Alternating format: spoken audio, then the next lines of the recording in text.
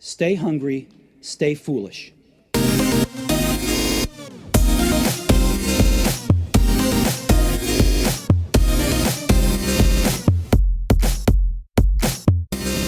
Stephen Covey once said, "Most people do not listen with the intent to understand, they listen with the intent to reply." Today's guest is author of 6 books, including Boomerangs, Engaging the Aging Workforce in America, and Stagnation, Understanding the New Normal in Employment. His new book, The Samurai Listener, applies the skills of the samurai to business strategy. He is president and principal of PDS Tech, Inc., one of the largest engineering and IT staffing firms in the US. Welcome, Stephen Cash Nickerson. Thank you. It's great to be here.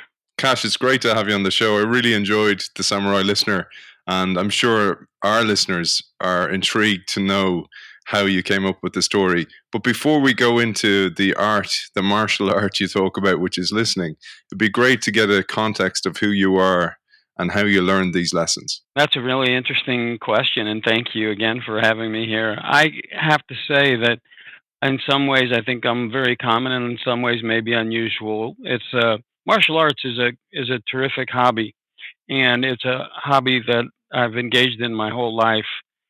And of course, business is my primary avocation, and I didn't recognize until later in life the similarities in terms of skills that one could really gain by sort of looking at the insights between the two and the comparisons between the two.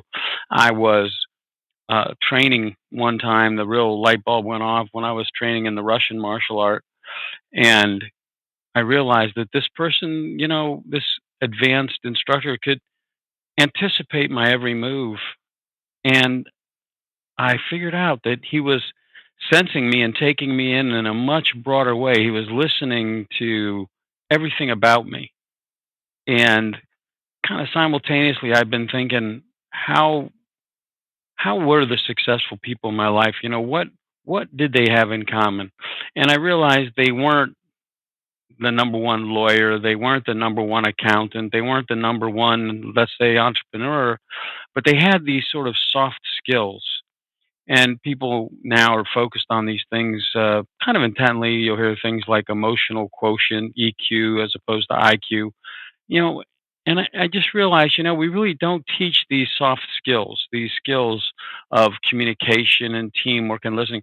But if you think back to who's been successful in your life or look at who's successful, these people are generally, the leaders are soft skills experts. They're people who have mastered these soft skills, and yet there's no formal teaching mechanism. So this book came out of me kind of observing what made successful people in business and then witnessing those same skills in the very intense environment of martial arts. If you don't listen in a meeting, if you don't listen in the workplace, what's the big deal? Well, over the long run, not being good at those soft skills means you're not going to be the one who's more successful. But in the martial arts context, not paying attention, not listening, not getting the broader picture, not getting the big picture, you're going to get hit. You're going to get hurt. So focus and concentration are kind of hallmarks of those martial arts. And anyone who's watched the martial arts movie or watched martial arts at work can see the sort of intensity and the with which people are observing and taking each other in. Now I thought, you know what? Transfer those skills to the workplace, teach people those skills in a workplace environment, and that's how you're going to help people be more successful and get ahead. And you tell us about one of your early encounters with these soft skills or the lack thereof. You talked about an early performance review that you experienced. You were technically great, you were killing it, but you had soft skill issues.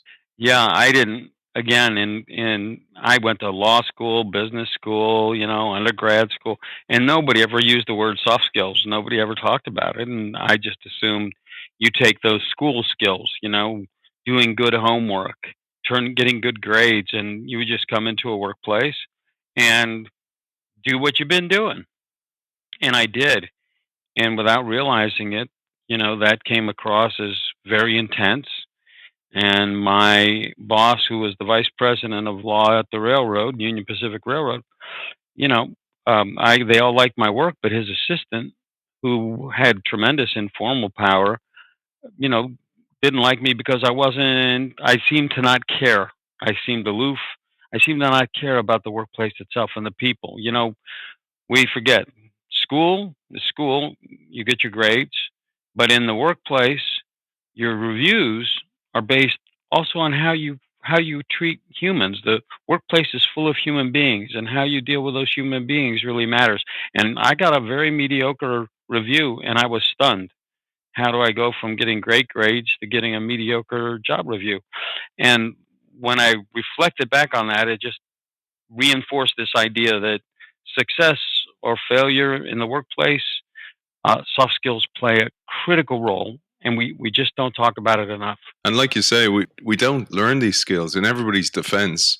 We're lucky to have a great mentor, or we're lucky to have a realization like you did from a different realm from martial arts. As children, really, we learn these skills in the playground, or we learn them from our parents. We don't learn them in the classroom. That's exactly right. If you think about our upbringings and look back on your childhood, that's exactly right. I'm glad you mentioned the playground, because the playground's where we learn those sort of social skills. And if you think back on the playground, it wasn't the nerds that ran the playground.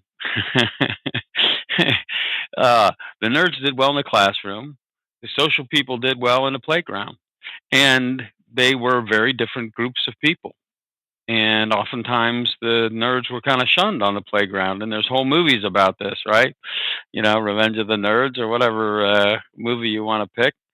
Um, and in fact, we can do such a better job at blending those in terms of getting someone to understand, the sort of holistic side. It's sort of like we artificially separate math skills from verbal skills, social skills, and these things need to be brought more together in a holistic kind of way. And the educational system does not do that currently. And it really would help if we started that much younger, to unify those things rather than segregate them out. Yeah, and it really struck me, Cash, that we have all these code camps, etc., for kids now to cater for the different tastes. Before it was all about the jocks. You had all the sports. Everybody was kind of forced into sports, and if they didn't do sports, there wasn't very many things for them. There was maybe chess clubs, there was maybe mathletics, but there wasn't. There still does not exist this forum to learn leadership skills, or soft skills, or EQ and EI. Those kind of skills aren't taught to kids, and it's a massive gulf in the education system. But what I love about what you've done in the book is you simplify these skills. You give us a whole load of tips and tools and exercises to hone these skills. One of the reasons I reached out to you was for this, because we are seeing this whiplash in society where the people who were more technically skilled and proficient are starting to lead the business world, but they're lacking, in some cases, a lot of these softer skills. That's a very accurate statement. That's right. So imagine before, the people who ran the world, um, you know, were the actually were the popular kids from the playground. They got promoted into leadership positions in the workplace because business very much involves working together and teamwork, right? If you have a corporation of 5,000 people, or 100 people, or 20 people, how well everyone works together, let's call it plays together, because play becomes work, and work is the new play for us socially. We need those people with great social skills to help us work together. That makes sense. Now you point out this new era, right, that we're in, very much so, where you need technical skills more so than maybe in the past, because it's a world uh, of data. It's a world of science, much more. We things are shifting, and the people. I guess there's like a TV show, Silicon Valley, that shows what it's like when when the guy who's the sort of best coder's in charge, and he just stumbles on a daily basis with respect to leadership. So often you think about people who are leading having these skills because historically that's who we promoted. But now you get entrepreneurs and they've got a great idea, but they have no clue because they weren't the ones on the playground. So where do they go to get soft skills? Where do they go to get leadership skills? I think it's an excellent sort of target for this kind of training are those people leading scientific enterprises, leading tech companies, because because these skills are just certainly not taught at coding camp. Although maybe it should be a component of coding camp, but it's absolutely true. There's this intense drive now towards tech and the growth of tech and dataism, and those people are on the opposite end of the spectrum from the playground skills. You say this nicely in the book. You talk about it's like the Force in Star Wars, that the Force links physical abilities but also non-physical abilities, and it's this kind of combining of those two skills that we need to see in society. And it'd be great to jump into the book. So you talk at the start about our first task to do is actually redefine what listening means to ourselves. Yeah, I think we think of listening when we think, okay, I'm going to listen. We really key in on hearing. I mean, it's like I'm gonna pay attention to the words that you use. That's it. So I'm gonna work really hard at that, and that's kind of stage one of listening. And most people stop there, and they don't get the full. They're not getting the bigger picture of how you're moving your arms and legs. Some people do that a little bit, but mostly when we say I'm gonna really focus on listening, it's like, okay, I'm gonna listen. I'm gonna hang on every word, and that is such a small part of listening. Listening involves so much more getting the bigger picture. I use an example in the book about if you're sitting in a meeting, you say, I'm going to really listen to Bob, and Bob's talking, and you stare at Bob, and you want to hang on every word Bob has. But what you're missing is how are other people reacting to Bob? So not just how Bob is gesticulating or moving his head, but what are the other people doing around him? So you're listening. Redefining listening is a very broader context, taking in more of your senses, not just listening, but looking, right? Getting all your senses, way of trying to feel the vibe. This is what great martial artists do very well. It's more sensing, to be able to sense. And great masters can sense things, and you can get your skills to this level with practicing the skills I talk about in the book. You can get to the point where you can feel where someone's headed, and you can feel their message. And there have been a lot of studies done about this, only 30% is the words they use, or even less. It doesn't matter what the exact percentages are.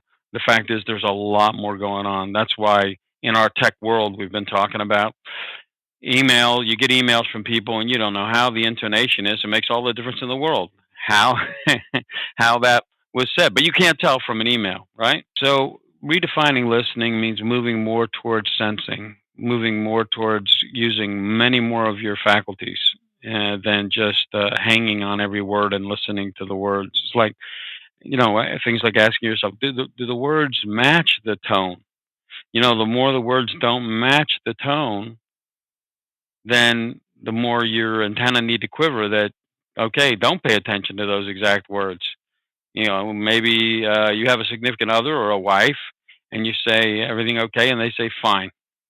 Okay, now it's not fine. That famous fine, man. That's a famous fine. There's an issue. And then you start trying to dig into it. It's like, okay, what's wrong? And that kind of makes it worse. But the point is, that word fine doesn't mean fine, and we know it. One of the things I loved that you said was, so say, for example, you're presenting or you're making a point within that meeting, and you do zoom out a little bit. You go up in the helicopter and you look down on the room. You see what's going on. You see Mary over in the corner. You see John over in the other corner, and they're folding the arms. So most of us will continue to give our speech. We'll continue to deliver our point. But you say in your suggested dialogue boxes at the end of each chapter, in this one, you say, we should actually interject there, and we should go, I notice you've crossed your arms. Do you disagree? Maybe you don't even have to say cross your arms, but you might go, I notice maybe some of you disagree. and you interject. Could you fill us in a little bit on that, Cash? People actually like you to be honest with them. If you know somebody's checked out, why pretend they haven't? Hey, maybe they've checked out or maybe they disagree, but their body language tells you there's an issue. Could be crossing arms, could be looking away, could be staring out the window. And I have used this technique very effectively. I say, if you're the one talking, you should stop. And somebody say, what do you do when you find out somebody's not listening to you? Well, stop talking. What's the point? Unless you just like to hear yourself talk, and most of us do, you stop. And you know what? When you stop, they'll re-engage. If, on the other hand, you can tell they're maybe not happy with what you're saying, just stopping. Because we engage in a lot of meaningless conversations throughout the workday, probably throughout our lives generally, because we're not worried about communicating. I had a friend say to me recently, and he's from Midland, Texas, which is a very Texas city. And I was describing an issue I was having with somebody, and he said, "Did you tell them such and such?" And I said, "I did. I was very clear." And my friend said, "Well, I'll tell you what, he didn't hear it." And it was just struck me as so brilliant. It's like we think because we said something, someone actually heard it. Because you say, "No, no, no, I told you." So again, I'll go back to again. We spend a lot of time communicating with significant others in our life, and for me, as my wife, and you know, there's things that she says that I never heard. So you got to distinguish between, look, I said it, and they heard it. There's a great George Bernard Shaw quote: "The biggest illusion of communication is the illusion that it's actually happened." And it's something that we see the whole time, which leads nicely to your framework that you've created, which is brilliant within the Samurai Listener. You talk firstly about the Woody Allen quote that's 90% of life is showing up, but that has drastically changed. We need to show up fully. We need to be fully aware because the workplace has changed. It's more complex than it's ever been before. It's no longer about shifting widgets from A to B. There's much more involved. We're in this knowledge economy, so we need to use our brains a lot more than we used to. It'd be great, Cash, if you shared the Are You Present framework. It's interesting how this fell into place because I was thinking about all the different aspects of listening. And I got them out and I was looking at it and this sort of juggled them around a little bit. And Are You Present came to me because this is something that is a fair question in today's world, just physically alone, where people have a PDA in their hand 100% of the time, a computer across from them 95% of the time, a car with a monitor running, whenever they're 100% of the time they're driving. And so the distractions have never been greater. You think about my younger days when newspapers was how people got their news. Nobody would think of opening up a newspaper while they were sitting across from you talking to you and put it over their face. But everybody will reach for their PDA without hesitation. And it's just crazy. But anyway, Are You Present says awareness and attention. That's certainly what we think of sometimes for listening. Is like, is somebody home? Is somebody showed up? You have your face in the PDA, you're reading the paper, whatever. Reception is the R of Are You Present? And reception is, this is an internal scrutiny. Are you open to receiving information? Is your mind closed or open? And there's little subtleties here, as small as like, what's the person's name? Let's say your sister is Stacy, and you fought with Stacy all the time growing up, and this person's named Stacy. You're going to be almost less receptive, believe it or not, to dealing with Stacy than you would with other people. So being aware of your biases, maybe you discriminate against introverts. I found out in an early lesson when I was going to leadership school that I actually discriminated against introverts, and I didn't know that. I just but I learned that. So now I'm careful with introverts and make a point of asking them questions. So are you receptive? Are you engaged? And engagement to me means like ping pong, fair exchange, back and forth, like we're doing here. That's people. If there's no balance, people check out, right? They got to participate. They got to be a part of it. And so engagement's extremely important. That's ARE, understanding.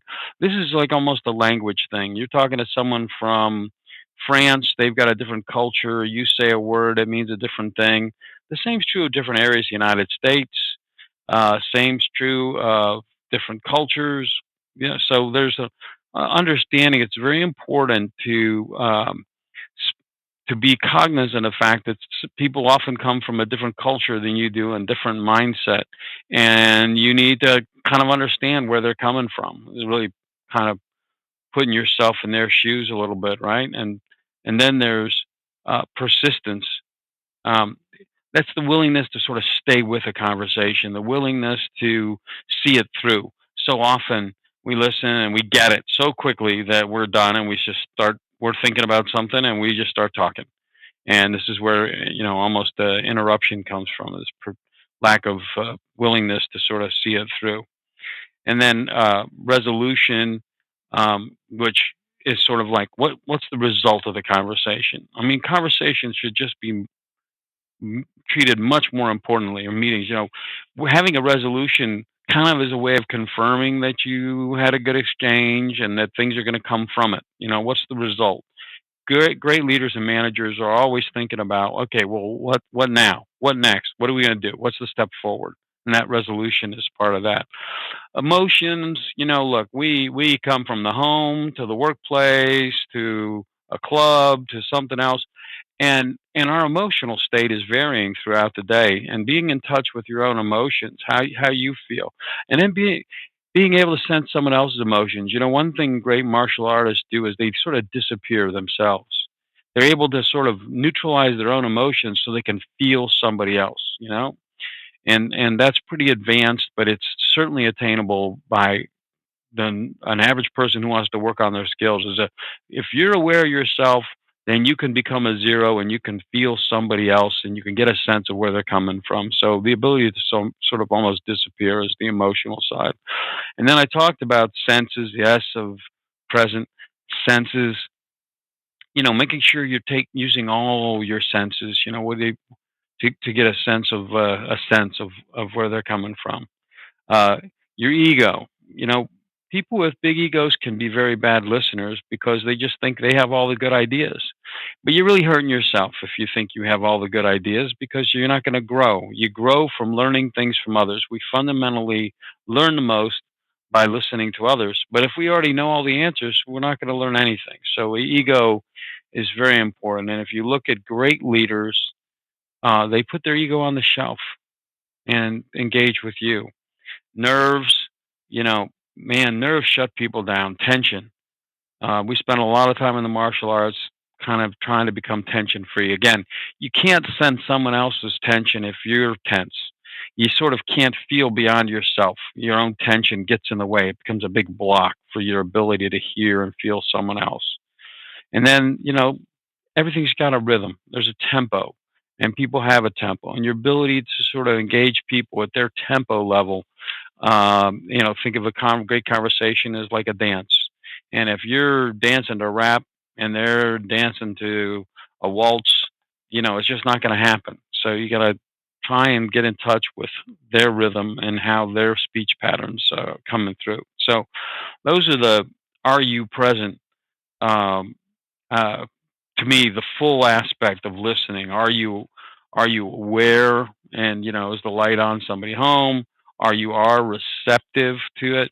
Are you engaged in a fair way with it? Are you in a position to understand? And how well do you confirm understanding? It was the U, the P for persistence, the willing to stay the course in a conversation, resolution, getting some result that everybody agrees to so that you're working towards something for the future, the E for emotions and being in touch with your own emotions so you can feel someone else's, the S for senses, getting all the senses at play and at work, being aware of your ego and putting that on the shelf a little bit so you can get something from it. Believe me, your ego will be there when you get back if you put it on a shelf for a while. And then the N for nerves, and then T for tempo. So are you present is my acronym for making sure that you are fully engaged in listening and sensing others in a way that'll give you, superior skills in the workplace and in your entire life. That's the key, isn't it? I mean, listening is not just a workplace skill, but it's hugely beneficial for workplace. But probably where we will enact it most is at home.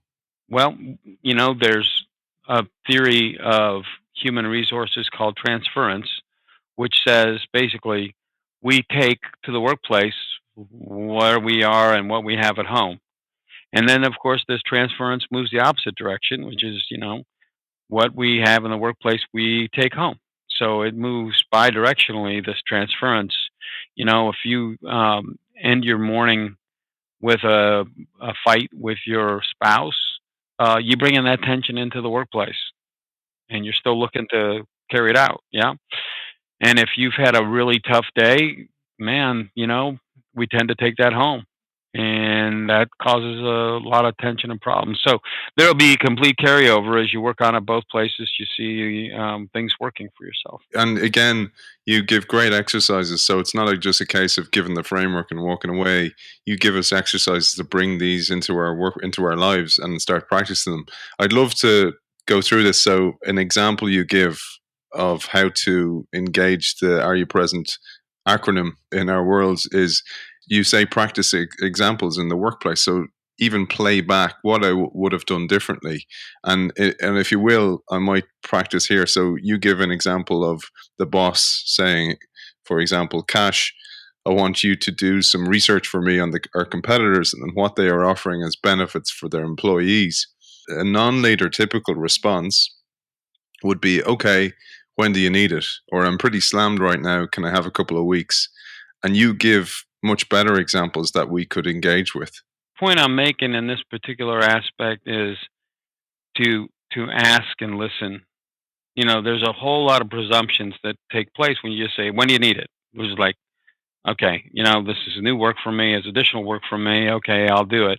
But if you really are willing to sort of ask and listen and just say, well, what's I want to make sure I get this right. What's the underlying thing we're looking for? I mean, you can end up answering the wrong question. So you really turn the listening into a way of getting to better results and better quality results because you become an ask and listen person. Say, okay, what what are we looking for?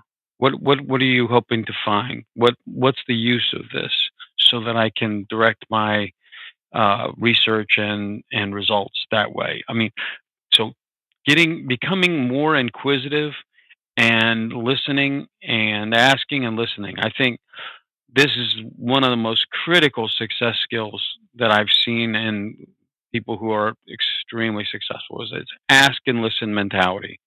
What do you look okay, I'd love to do that. What's your hope for it or what's the purpose of it? What's behind it? You may find out that what you were going to answer is totally the wrong thing. Whereas if he says to you, well, here's or she says to you, well, we've been losing a lot of candidates to other companies, and I'm wondering if it's because our benefits aren't as competitive. Well, that's going to send you in a very different direction. So ask and listen, ask and listen, ask and listen. The number one tip I can give when it comes to listening is be willing to ask, listen, ask again. It's such a key one again for sport. So let's take it back to sport for a moment. I used to coach a rugby team, and one of the things I taught the players was I brought the weights out onto the pitch, onto the training pitch, onto the training paddock, and I showed them why they did certain exercises. Like, so for example, clean and jerks, Olympic lifts, and I showed them how those exercises played out on the rugby pitch, and their context of doing those exercises entirely changed. It was amazing because they saw the reason they were doing them, and because they knew they were beneficial to them on the pitch in the games, which they loved doing. It totally changed their engagement rate. Yes, exactly. And it also gives everybody a sense of the meaning behind their work, right? And meaningful work, man, people don't leave necessarily for more money. It's not the number one reason. People leave because they lose kind of the sense of why they're there. And giving people meaningful work, allowing them forward progress because they understand why they're doing what they're doing. They're not people don't like to be treated like robots. We can create robots, and robots perform commands. But human beings, man, I was watching something, and they called the human beings the last analog device. That's us, man. That's us. Not for long, I think. The last analog device, no matter how you study it, the last analog device. And they want to be treated like an analog device, not a machine. So they don't want coding instructions. They want to understand why something's happening, and then see how they can sort of contribute to it. That's the human need. That's important. It's a nice segue for being human means that we have biases, and we're born into biases. We're brought up with this idea of the world is dangerous, don't talk to strangers, etc. And biases can get in the way of listening in a huge way. Yeah, it's a hidden killer of listening. How's that? It's a hidden killer because you don't even know you're doing it. That's what makes bias scary. Is that if you have a bias against people from a particular state or country or whatever, we form opinions. I mean, we sort of grow up almost with stereotypes as shortcuts for our ability to understand things, and they're really dangerous and they're really painful, and it's really a bad thing. But it's everybody has bias. Everybody has these things. What everybody doesn't do well, and what you can do well, is seek to understand your bias. And the best way to do that is to engage with people you think you might be biased against. Find friends who are from groups that you think you might have some bias against, because we're all raised with bias. And what bias means is changing very rapidly. You take some people who are older in the workforce, man, you'll still hear them use a term like girls. And you'd be like, well, you can't really say that. You don't refer to them as the girls in the office. And as shocking as it is, but that person was raised in with that terminology.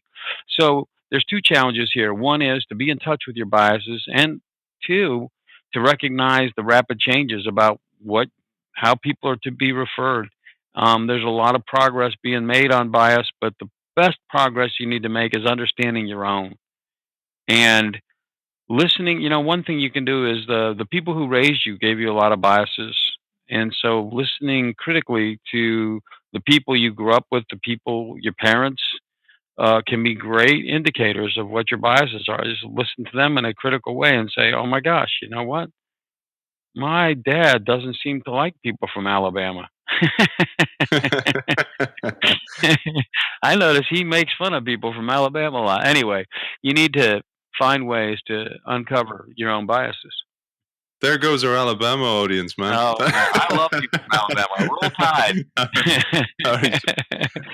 But Cash, there was something you mentioned earlier on, and it kind of I did this. I questioned myself on this one, and you found out that you were biased against the introvert. Yeah. And when the way you wrote it, I fell into your shoes in a way, and I was kind of going, "Oh, I didn't see it that way," and it really opened my own eyes that you were in leadership school in this case. It'd be great to share that story because I thought it was a really good eye opener. You know, um, like I said, there are so few places anyone tries to teach these soft skills. And yet at the railroad, I was, I was 28 years old. And back then, in big companies, you didn't put young people in charge of much. They had to basically, in a big corporation, and that company's, over 100 years old when I joined it, what happened was, um, somebody died at the top and everybody moved up one slot, But I had gotten put in charge of their air freight division at 28 years old, and the nearest stage to me was maybe 50 in the company that I was going to be managing.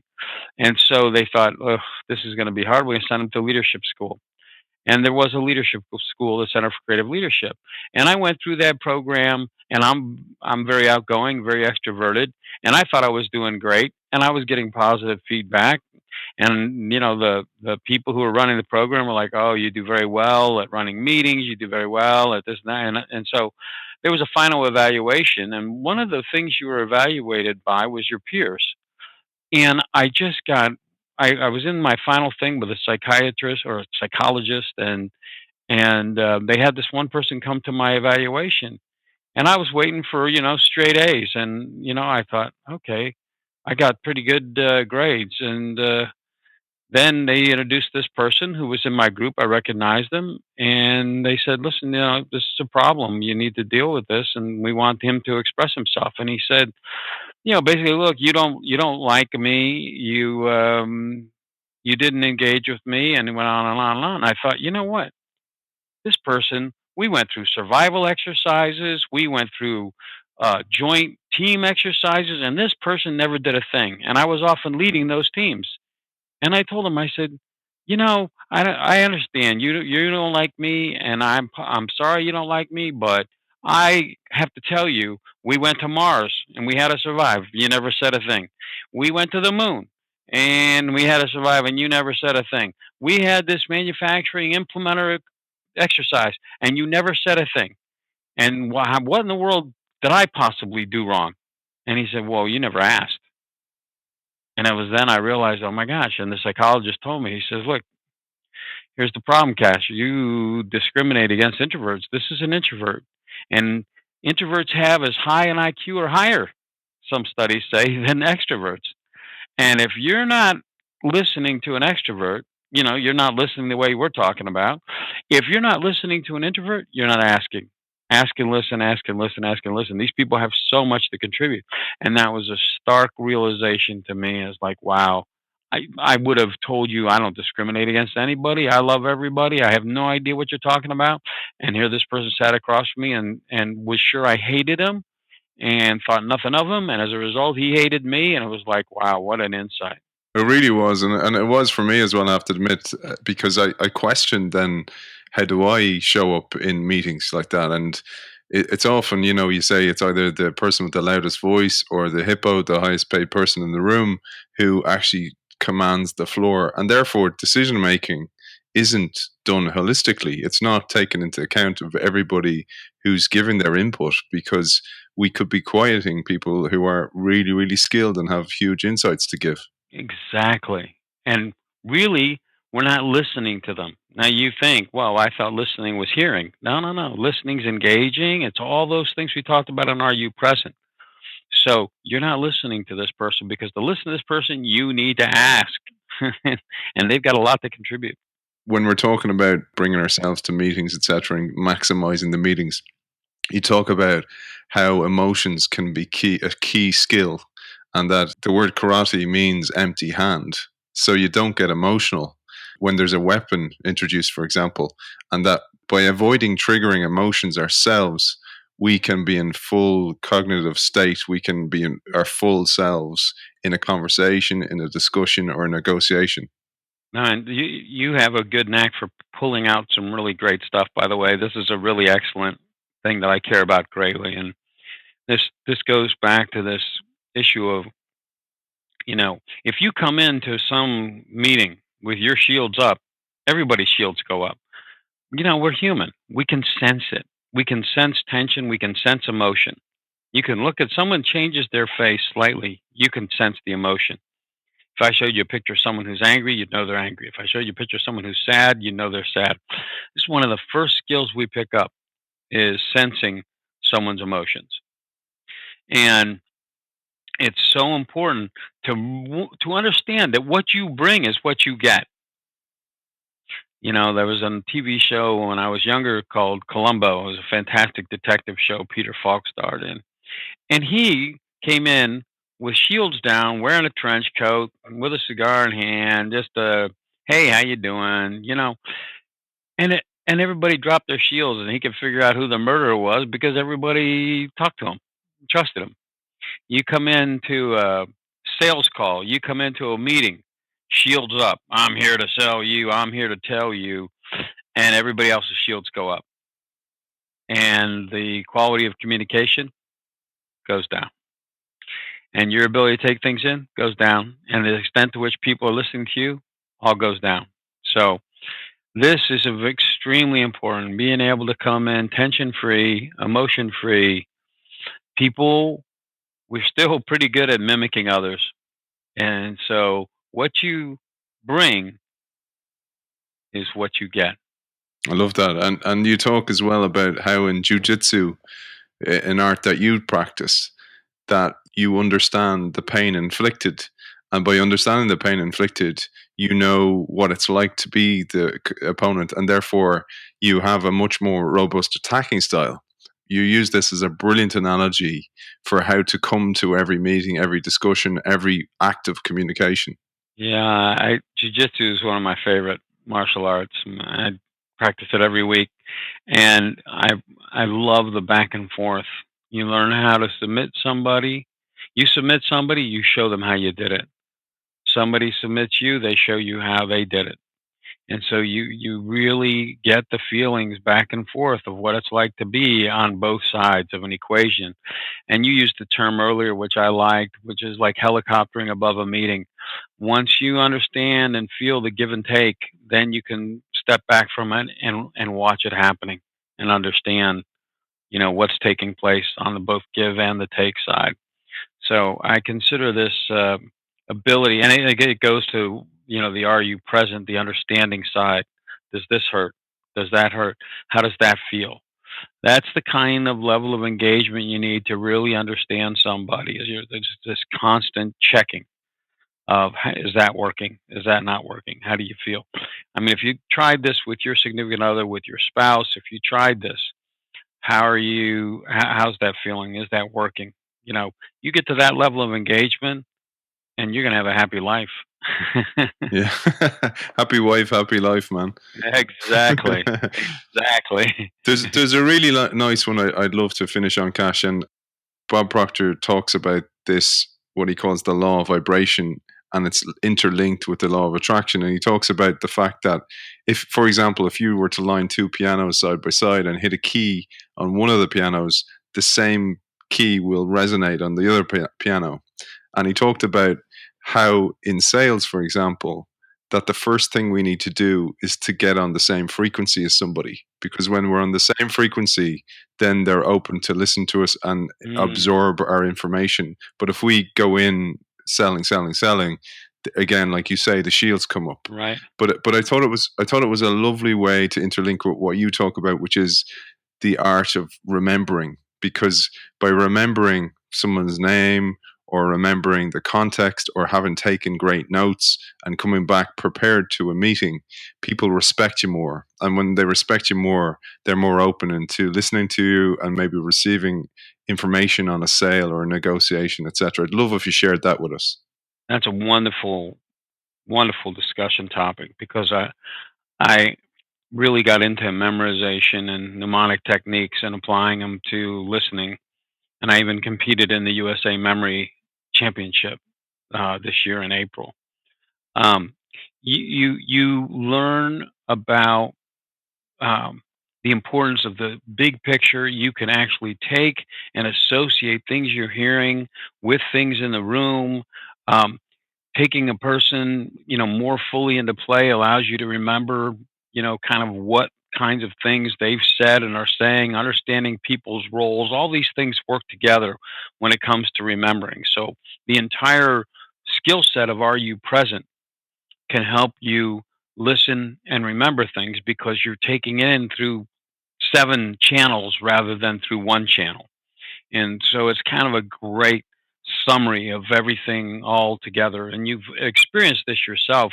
If you think about conversations you've remembered, you see it in your mind's eye. You can play it back for yourself. Well, that's because you were present. You were totally present and engaged using more senses.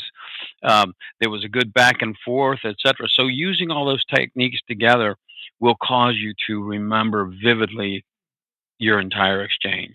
Cash, is there any exercises you suggest for us? Some really simple ones, maybe, that we can take away with us for today's show? Yeah, I'll give a homework assignment.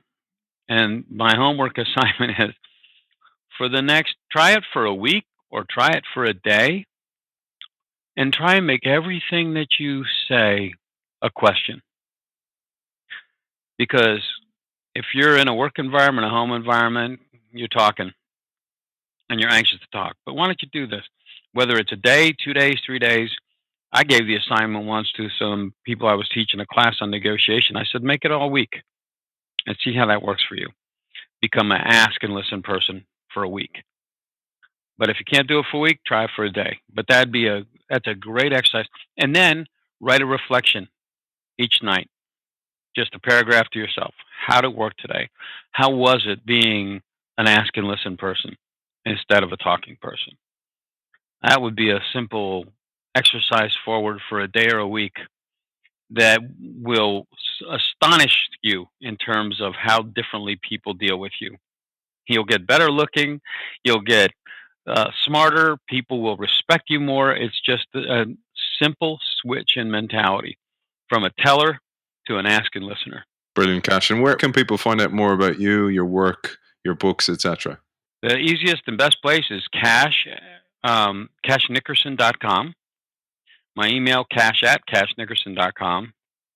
And the book is available in all the channels, certainly online, Amazon, Barnes and Noble, etc. And I have in the book a 90 days listening improvement plan. So I call it a LIP, listening improvement plan. And I highly recommend engaging in this improvement, and it'll change your life.